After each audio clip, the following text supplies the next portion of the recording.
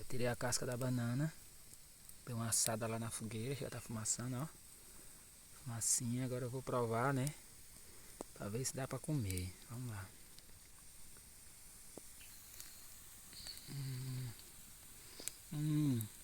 Boa. Gostinho de banana cozida mesmo. Meio insossa, sem sal. Mas dá pra comer sim. Tá boa, é só assar mais. Ela assou mais aqui a ponta. A parte do pé aqui ainda tá um pouco crua. Então tá mais dura. Tudo é teste, tudo é ciência, pesquisa. Aí, na falta de uma panela, a banana assada também presta. Dá pra enterrar na cinza. Dá pra enrolar com folha de bananeira, né? Pra ela não queimar muito por fora e cozinhar melhor por dentro.